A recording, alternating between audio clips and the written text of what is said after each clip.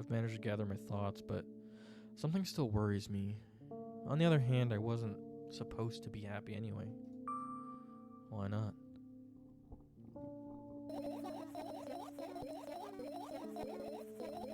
If I lose something and then find it, it's just going back to the starting point. No changes. A zero sum. And happiness is always about being positive, right? You shouldn't think too much, it hurts you. I want to sleep. How about you get some fresh air before sleeping? What do you mean? Well, go to the balcony, breathe in some air. Somehow, those words triggered a panic attack in me. I subconsciously step away from the balcony. Yeah.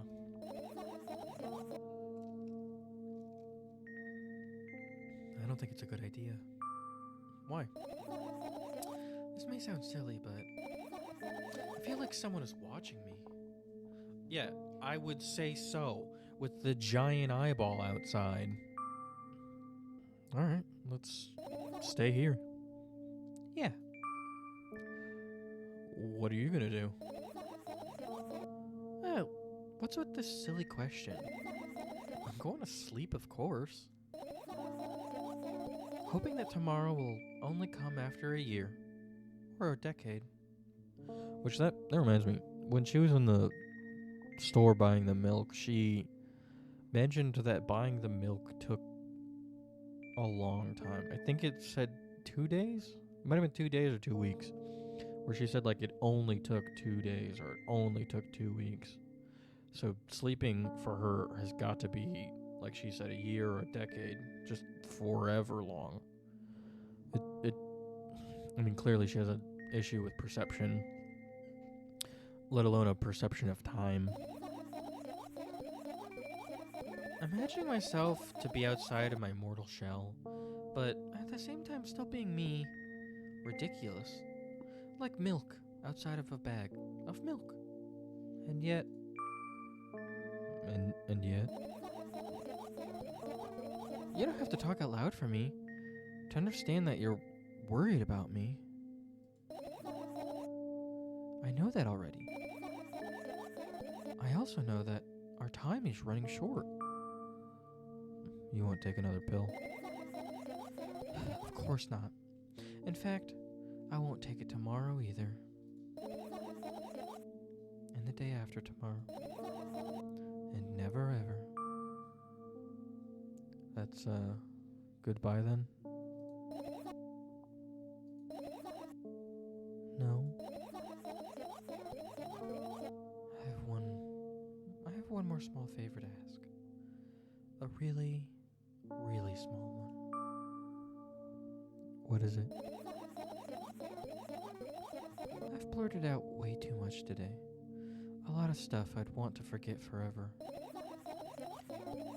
I don't blame you, but was it really necessary? You'll see tomorrow. No. I wouldn't be able to sleep like this. Fine. What's the favor? I nervously scratch my wrists and bite on my lower lip. Wait a minute. You're afraid to tell me? Yes. I'm also scared that something bad might happen if I tell you. I'm also scared that when something bad happens, something way worse will happen. Stop. I get it. Still, I won't leave you alone until you tell me. Bully. No, you.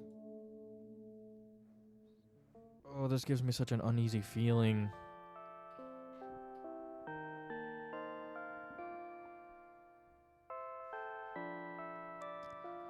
Crawl into my sleeping bag. Lower part of the room is very cold. I hurry to wrap myself in blankets, even though the electric heater is working hard to keep me warm. I'm sad, because my dreams just won't come anymore. You won't believe me if I tell you how I dealt with it at first. Of course I'll believe you. I know. It was a joke. Well, anyway, I washed my face, brushed my teeth, lied down, and started imagining that I'm watching a dream. I didn't sleep at all, of course, and always looked sleepy in the morning. After a week of insomnia, I started feeling weird and seeing things. Ooh, interesting. Letters floating in the air, strange silhouettes that appeared in the most unexpected of places, bulging eyes with trembling pale pupils. It was scary, you know. Then one day, I almost died. I just collapsed in the middle of the room and couldn't move for a while. And then, silhouettes, letters, and eyes were hanging over me and hissing. It was horrible. And then, well, deserved, I guess. I felt like I was caught in the biggest of lie, on the biggest lie in the world. Felt exactly like that. After that, I stopped. But the silhouettes, letters, and eyes, they stayed there. I guess they like this place. They always follow in my wake, peeping at me, and I'm kind of scared of them. I can't even argue with them. But today,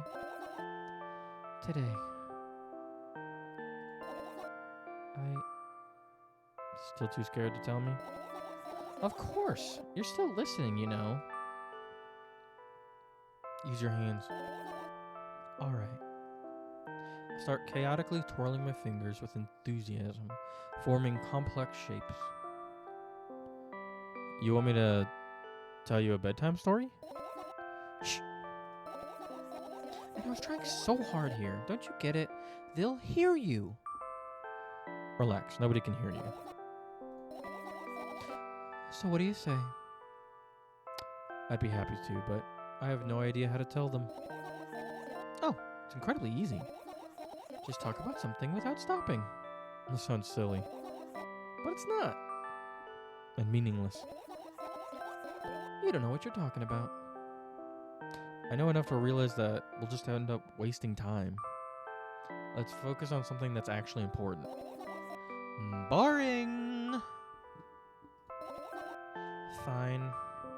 Close your eyes. Oh, hey, it's the first game. Well, it looks like the... Yeah, it looks like just like the first game with the same color and everything. I wake up on a wooden bench. In front of me lies a narrow, dimly lit alley. An awfully familiar road. Where could I have seen it? Finally. I hear a voice coming from the side. I turn around to see a boy with a weird expression on his face. Alright, well, we actually see faces this time. I feel like those were the eyes that we saw at the end of the first game when she was talking to her mom. Who are you? The boy blinks in bewilderment. We're not going anywhere like this. Try again. Then he takes a very deep breath. You are late. I stare at him, confused. He stares back, also confused. Sorry? The boy nods, satisfied. See? Much better. Do you have a name? My name's Treshka. I give the brat an evaluating look. He's so young, yet already coming at me with questions like that. None of your business. Besides, will anyone tell me what I'm doing here? Hey, that's rude. It's not like there's somebody else here besides me. Haven't they told you anything? I know all there is to know, for one. About what? You're obligated to escort me to the store. Treshka says that and strikes a victory pose. No way, I'm doing that. You do understand their refusal is futile. Well, aren't you full of yourself? I'm serious. I'm not the one who decided that. Do you think I'm delighted with your company? He's weird, constantly shifting between happiness, sadness, loudness, silence. He's a wacko, and his name is stupid. Are we going, or what? You can go. I need to think. I'd be happy to. But I don't know the way. Triska puts on a cunning smile. I bite my lower lip in frustration. I'll be honest with you, I don't like you. He simply bursts out, laughing in reply. I do like you, though. Then he grabs my hand without hesitation. I don't even have time to retort. Lead the way. I'll say it. I don't like Triska. Our trip to the store went fine, if not for the fact that Triska was walking way faster than me. And on the other hand, at times he stopped abruptly and went backwards, studying the ground underneath his feet. In the end, the trip took a lot longer than it should. After reaching the store's door, we are greeted by a sign. We're closing in 20 minutes. Who had the bright idea to indicate their working hours in this way? They probably have special staff for this. Someone who runs to change the sign every 5 minutes. It's convenient. Are you joking? Yeah. You're so annoying. It's much better than being boring. How old are you, by the way? None of your business. Ah. And what's your name? None of your business. I was ready to slap the living hell out of the brat, but a scary-looking man suddenly appeared behind the glass. He's holding a cardboard sign that says we're closing in 15 minutes. Let's go. What are you waiting for? Huh? Oh, yeah. That's funny. Hey, it's the shelf. After another round of going across the long row of canned products, we realize that we're lost. I can't believe you don't know where they sell milk. Maybe we should ask someone for directions. Sure. Hey, wait up! Triska lets go of my hand and walks confidently toward one of the few store's customers. That person is standing with their back to us, studying something on the shelf. Hello, can I can't hear neither the second part of his question nor the reply he gets. But my good-for-nothing friend freezes in place. Looking the customer straight in the eye, I hurry toward them. I wonder where... Oh. Okay.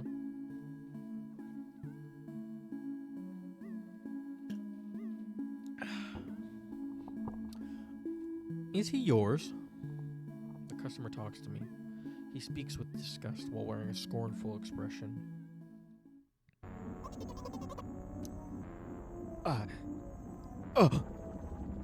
If he's yours, please get him away from me. Yes, I'm sorry. I grab Triska's hand and lead him away. He's still looking at the customer, his mouth ajar, and his eyes popped. He's also shaking. Okay. I wonder if that's the O moment. Not like the O moment, but like the O moment, you know what I mean? Only when we turn around the corner, Triska calms down. What was that? I got so scared. He said, what? No, not again. Suddenly, Triska starts screaming like crazy. I cover his mouth with my hand. His face is burning. He's crying. Can you act normal? You don't understand. Of course I don't. I don't understand anything. Annoying other people is still wrong, though. This is something you don't understand, it seems. You're mean. Who, me? Truska pushes me away and runs off. Drat. At the edge of my vision, I see the store staff hang a new sign on the door. There you are. I meet Truska at the cash register. Before that, I managed to visit the milk department after finding out where it was. Hey, you, move! I hear an angry voice coming from the other side of a long queue that has formed after Truska. I squeeze through toward him. What happened? The boy doesn't respond. He just looks at his feet and sniffs. The cashier towers over him. There's a bag of milk lying between them. Is he yours? Yes. Just leave him home next time. People in the queue nod in agreement. Pay for the goods, please. Yes. Of course. And the waiting fee. What? You heard me. So is this what happened in the first game? Except it was our protagonist. She was in line and she couldn't get over her anxiety, so she was standing there for a while. And then when he said that he wanted more, it was not because she didn't have enough, but because she was holding up the line. And he wanted the waiting fee, as he says. I did, but that's unheard of. Truska starts giggling all of a sudden. And for the fact that your son is a retard, too. Yeesh. But... You heard me. You know what? In a fit of rage, I throw a banknote to the cashier. Of a much higher value than needed. Even counting in all the stupid fees. Then I grab a bag of milk and turn around on my heels. We're leaving, Truska.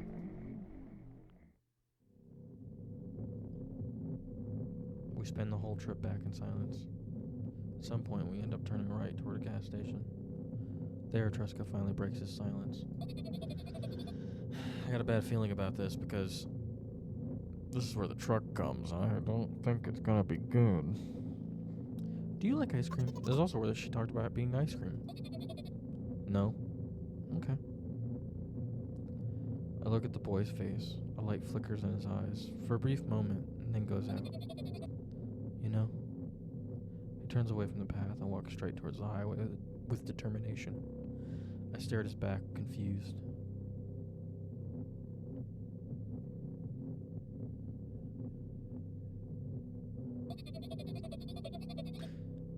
It seems like you're not helping me at all. A new, playful light flickers in Truska's eyes. That's what she said in the first game if you were too mean to her.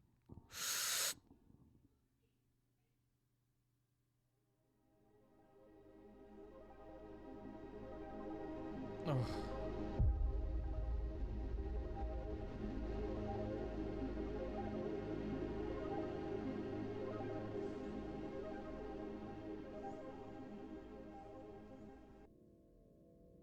Nikita Kryukov? Nikita, what a phenomenal game. I also love your art style. I think it's so good. I do know that this game has multiple endings, so this is going to be my playthrough. I think it's the vanilla ending. There's other special hidden endings that you guys can go find if you want to play this for yourself. I picked it up on Steam. It was super cheap. I think it was like a couple bucks, maybe not even $1. But also the animation, Alina Chrome, great job. Loved it. I loved all especially in the beginning, that creepy monster that like injects you. Very good. Music and sound design also A+. It felt like something was scratching the inside of my brain. It was absolutely phenomenal. All right, well, that seems like that's it for milk outside a bag of milk outside a bag of milk. With that, don't forget to like and subscribe, and I'll catch you guys in the next one. Bye.